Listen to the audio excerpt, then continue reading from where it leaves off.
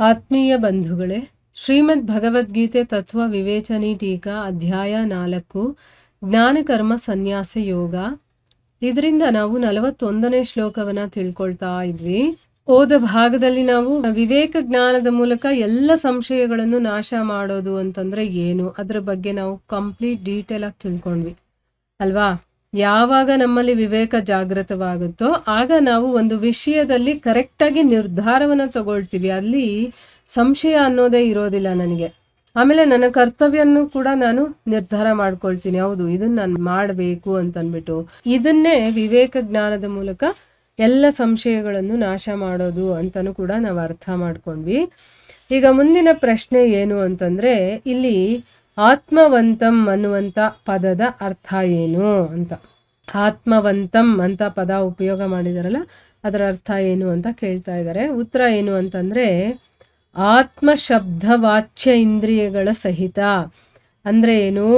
ಈಗ ಆತ್ಮ ಶಬ್ದವನ್ನ ಹೇಳುವಂತಹ ಇಂದ್ರಿಯದ ಸಹಿತ ಅಂದ್ರೆ ಏನು, ಈ ಒಂದು ಹೊರಗಡೆ ಇರುವಂತಹ ಇಂದ್ರಿಯಗಳು ಅದರ ಸಹಿತ ಅಂತಃಕರಣ ಅಂತಂದ್ರೆ ಒಳಗಡೆ ಇರುವಂಥ ಸೂಕ್ಷ್ಮ ಇಂದ್ರಿಯಗಳು, ಅದರ ಮೇಲೆ ಯಾರಿಗೆ ಸಂಪೂರ್ಣವಾಗಿ ಅಧಿಕಾರ ಇರುತ್ತೋ ಅಂದ್ರೆ ಅರ್ಥ ಏನು, ಯಾರ ಮನಸ್ಸು ಮತ್ತೆ ಇಂದ್ರಿಯಗಳು ವಶ ಮಾಡಲ್ಪಟ್ಟಿವೆಯೋ. ಈಗ ನಮ್ಮ ಇಂದ್ರಿಯಗಳು ಮನಸ್ಸು ವಶದಲ್ಲಿಲ್ಲ, ಅವು ಹೇಳ್ದಂಗೆಲ್ಲ ನಾವು ಕೇಳ್ತೀವಿ. ಆದರೆ ಅದನ್ನು ವಶಪಡಿಸ್ಕೊಳ್ಳೋದಕ್ಕೋಸ್ಕರನೇ ಭಗವದ್ಗೀತೆ ಈ ರೀತಿಯ ಧರ್ಮಗ್ರಂಥಗಳನ್ನು ನಾವು ಓದ್ತಾ ಇರೋದು.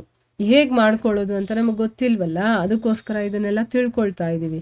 ಸೊ ಯಾರ ಮನಸ್ಸು ಮತ್ತು ಇಂದ್ರಿಯಗಳು ವಶ ಮಾಡಲ್ಪಟ್ಟಿವೆಯೋ, ತನ್ನ ಅಂಕಿತದಲ್ಲಿ ಅಂದರೆ ತಾನು ಹೇಳ್ದಂಗೆ ಕೇಳೋ ಹಾಗೆ ಇಟ್ಕೊಂಡಿರ್ತಾನೋ ಆ ಮನುಷ್ಯನಿಗೋಸ್ಕರ ಇಲ್ಲಿ ಆತ್ಮವಂತಂ ಅಂತ ಹೇಳ್ತಾ ಇರೋದು.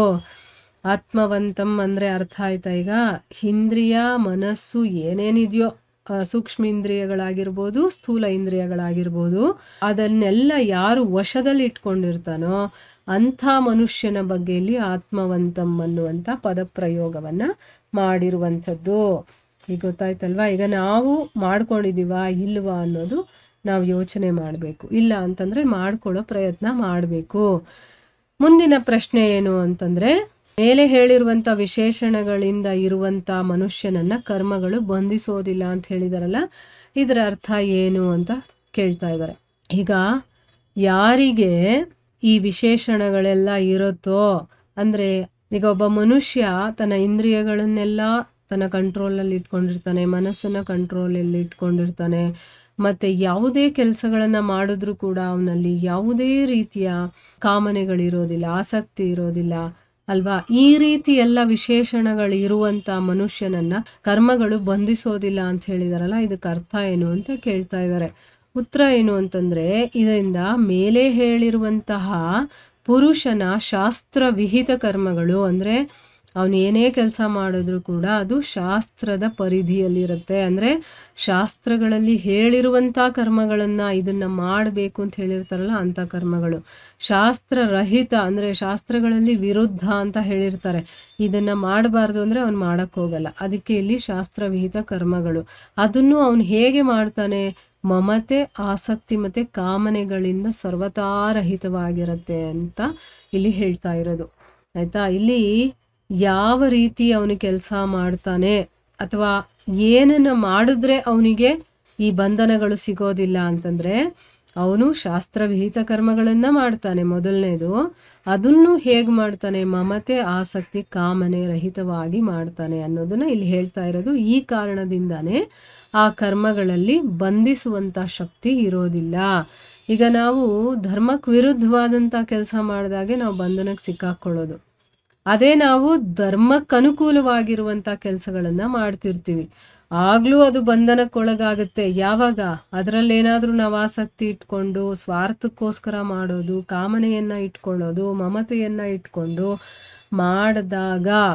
ಆದರೆ ಇಲ್ಲಿ ಈ ರೀತಿಯ ವ್ಯಕ್ತಿ ಶಾಸ್ತ್ರವಿಹಿತ ಕರ್ಮಗಳನ್ನು ಮಾಡ್ತಿರ್ತಾನೆ, ಆದರೆ ಅದರಲ್ಲಿ ಮಮತೆ ಆಸಕ್ತಿ ಕಾಮನೆ ಸರ್ವತಾ ರಹಿತವಾಗಿ ಅವನು ಕೆಲಸ ಮಾಡ್ತಿರ್ತಾನೆ. ಇದೂ ಇಲ್ಲ ಅದೂ ಇಲ್ಲ ಅಂತಂದ್ಮೇಲೆ ಬಂಧನ ಅನ್ನೋದು ಇನ್ನೆಲ್ಲಿರುತ್ತೆ.